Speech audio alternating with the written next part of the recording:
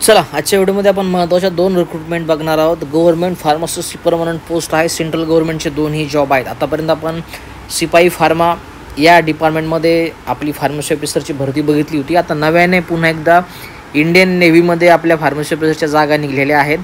त्याचबरोबर भारतीय वायुसेना, इंडियन एअरफोर्स यामध्ये सुद्धा आपले फार्मसी ऑफिसरची रिक्रुटमेंट होणार आहे.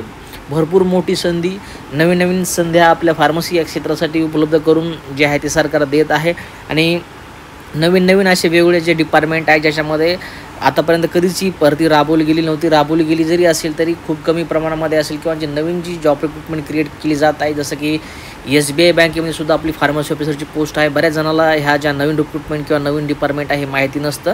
तर आता दोन महत्त्वाच्या संध्या सध्यासाठी आपल्यासाठी चालू आहेत. पहिली पोस्ट आपण बघणार आहोत आपली फार्मसी ऑफिसरची इंडियन नेव्ही या महत्त्वाच्या सेंट्रल गव्हर्नमेंटच्या डिपार्टमेंटमध्ये. वर तुम्ही बघू शकता recruitment of a naval civilian staff अशी पद्धतीची जी आहे ती रिक्रुटमेंट प्रोसेस खाली फार्मसी ऑफिसर नावाने पोस्ट भरती होणार आहे. ग्रुप बी आणि ग्रुप C या महत्त्वाच्या दोन ज्या आहेत त्या पदभरत्या याच्यामध्ये राबवल्या जातील. महत्त्वाची वेबसाईट जॉईन इंडियन नेव्ही गव्हर्नमेंट.in ही ऑफिशियल साईट. खाली आल्यानंतर वेगवेगळी कमांड पद्धतीनं जे आहे ते तुमचं पोस्टचं नाव दिलेलं आहे, ज्याच्यामध्ये आपण खाली जर आलो तर आपली फार्मसी ऑफिसरची पोस्ट तुम्हाला इथे दिसून जाईल. तर ती आपण एकदा चेकआउट करूयात.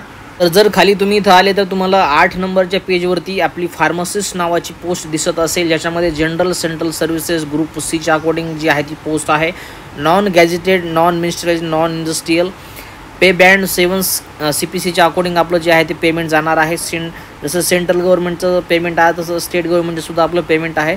29,200 पासून तुमचं पेमेंट सुरू होऊन 92,300 तुमचं पेमेंट जे आहे ते जाणार आहे.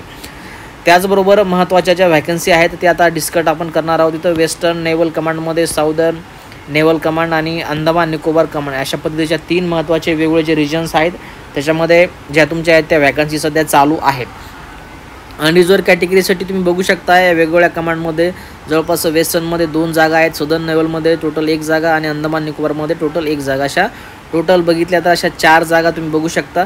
त्याच्यामध्ये OBC कॅटेगरीसाठी जी आहे ती वेस्टर्नमध्ये 1 जागा रिझर्व्ड आहे, EWS साठी 1 जागा रिझर्व्ड आहे. अशा टोटल ज्या आहेत वेस्टर्न कमांडमध्ये टोटल 4 जागा आपण बघू शकतो. अनरिझर्व्ड कॅटेगरीच्या 2 आणि OBC आणि EWSची 1. त्याच्यानंतर सदर्नमध्ये अनरिझर्व्ड कॅटेगरीची 1 जागा जी आहे ती टोटल आहे. त्याच्यानंतर अंदमान निकोबारमध्ये सुद्धा 1 जागा आहे. अशा टोटल बघितलं तर 6 जागा ज्या आहेत तुम्ही बघू शकता. की बघू आपण पात्रताच्यासाठी काय काय लागणार आहे, कोणते कोणते विद्यार्थी जे आहेत ते फॉर्म फिलअप करू शकतात, तर ते एकदा आपण डिटेलमध्ये चेक करूयात. खाली आल्यानंतर जे रिझर्वेशनचा क्रायटेरिया तुम्हाला दिलेला आहे ते तुम्ही चेकआउट करून घ्यायचं आहे. आणि सगळ्यात महत्त्वाचं एज लिमिट काय असणार आहे ॲप्लिकेशन फॉर्म करण्यासाठी, तर ती आपण इथे जाणून घेऊयात.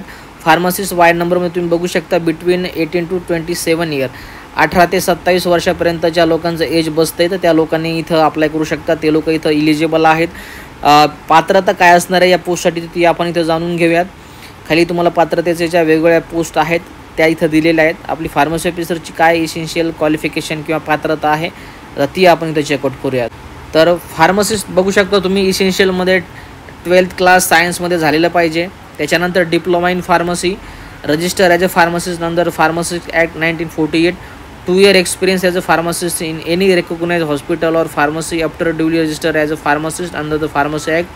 The candidate shall have the working knowledge of the computer. आता जे डिप्लोमाचे विद्यार्थी आहेत ज्यांचं 2 वर्षाचा डिप्लोमा झालेला आहे त्या लोकांचं जे आहे त्यांना 2 वर्षाचा अनुभव इथं जे आहे तो रिक्वायर्ड आहे.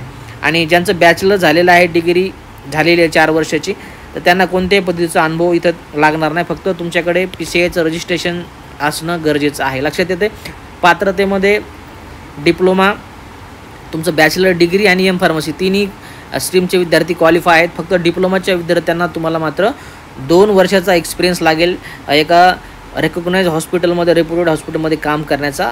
मात्र जे बॅचलर आणि फार्मसीचे विद्यार्थी आहेत त्यांना कोणत्याही पद्धतीचा एक्सपिरियन्स लागणार नाही. ते विद्यार्थी ॲप्लिकेशन फॉर्म करू शकतात. तर ही बेसिक पात्रता आहे, ही तुमच्या लक्षात आली असेल.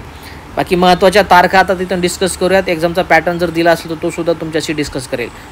आपल्या ज्या महत्त्वाच्या जॉब रिस्पॉन्सिबिलिटी आहेत ते तिथं तुम्ही बघू शकता. फार्मसीच्या storing medicine, distribution and issue the medicines, maintaining the record, making the intern and the other work assigned by the superior authority. तर जसे की सेंट्रल गव्हर्नमेंटचे आपले जॉब रिस्पॉन्सिबिलिटी असतात तशाच पद्धतीचं इथंसुद्धा आपल्या फार्मसी ऑफिसरच्या ज्या आहेत त्या जॉब रिस्पॉन्सिबिलिटीज आहेत. एज रिलॅक्सेशन मी सांगितल्याप्रमाणे 18 ते 27पर्यंत एज लिमिट आहे आणि SC ST कॅटेगरीसाठी 5 वर्षाचं एज रिलॅक्सेशन तुम्हाला याच्यामध्ये 27मध्ये ॲड करायचं आहे. OBCसाठी 3 वर्ष ॲड करायचं आहे. त्याच्यानंतर PW फिजिकली चॅलेंजसाठी 10 वर्ष आहे. ESMसाठी 3 वर्ष आहे. असे जे एज रिलॅक्सेशनचा क्रायटेरिया तुम्ही बघू शकता. स्पोर्ट पण आहे, फिजिकली चॅलेंज पर्सन आहे, तुमच्या कॅटेगरीनुसार किंवा याच्यानुसार तुम्ही इथं तुमचं एज रिलॅक्सेशन बघू शकता. एक्झामची फीस आपण इथं बघू शकतो 295 रुपये फीस तुमची जी आहे तुम्हाला आकारण्यात येईल. एक्झामिनेशनची फीस तुम्ही ऑनलाईन पे करू शकता. एक्झामिनेशन सिटीज वगैरे बाकीच्या गोष्टी खाली तुम्हाला दिलेल्या आहेत. ॲप्लिकेशन पोस्ट तुम्हाला एकापेक्षा जास्त पोस्टसाठी करायचं आहे ते सुद्धा दिलं आहे. मोड ऑफ सिलेक्शन कशा पद्धतीचं जे होईल ते सुद्धा इथं दिलेलं आहे. स्क्रीनिंग जी आहे ती तुमची पहिली होणार आहे. त्याच्यानंतर एक्झामिनेशन तुमची पॅटर्न कसा असेल हे सुद्धा खाली दिलेलं आहे तुम्हाला. 4 जे महत्त्वाचे सेक्शन आहेत general intelligence, general awareness, quantitative aptitude आणि इंग्लिश लँग्वेज याचे तुम्हाला 25 असे प्रश्न विचारले जातील. त्याला 90 मिनटं तुमच्याकडे टाईम असेल. असे 100 तुमचे प्रश्न विचारले जातील. 100 प्रश्न तुम्हाला 90 मिनटामध्ये सॉल्व करायचे आहेत. खाली क्वालिफाईंग मार्क दिलेत. अनरिझर्व्ड कॅटेगरीसाठी 35% घेणं गरजेचं आहे. OBCसाठी EWSसाठी 30% आणि ऑल कॅटेगरीसाठी 25% जे आहे ते क्वालिफाईंग तुमचे मार्क्स आहेत. बाकी सिलेबस फॉर एक्झामिनेशन खाली वेगवेगळ्या पोस्ट दिल्या. त्याच्या आपली फार्मसी ऑफिसरसुद्धा खाली पोस्ट दिलेली आहे याच्यामध्ये. तर त्याचा सिलेबस खाली दिलेला आहे तुम्हाला. जनरल इंटेलिजन्समध्ये काय काय कवर होतील तर एवढे महत्त्वाचे टॉपिक्स तुम्हाला दिले आहेत. हे सगळे तुम्हाला विचारले जातील. जनरल अवेअरनेसमध्ये सुद्धा हा एवढ्या पद्धतीचा पूर्ण सिलेबस आहे. क्वांटिटेटिव्ह ॲप्टिट्यूड्समध्ये एवढ्या पद्धतीचे टॉपिक्स आहेत. इंग्लिश लँग्वेजमध्ये अशा पद्धतीचं जे आहे ते तुम्हाला प्रश्न विचारले जातील. असा तुमचा हा फार्मसी ऑफिसरचा सिलेबस आहे. बाकी सध्याच्या घडीला आपल्याला ज्या फॉर्म फिलअप करण्यासाठी महत्त्वाच्या गोष्टी आहेत तेवढ्या कवर केल्यात. आता जी डेट आहे ती बघू. 5 जुलैपासून ॲप्लिकेशन फॉर्म स्टार्ट झालेत. शेवटची तारीख असणार आहे तुमची 18 जुलै. लक्षात आलं. ह्या एक्झामच्या आपल्या ॲप्लिकेशन करण्याच्या महत्त्वाच्या तारखा. वेबसाईट आहे joinindiannavy.government.in. या वेबसाईटवर जाऊन तुम्हाला अप्लाय करायचं आहे.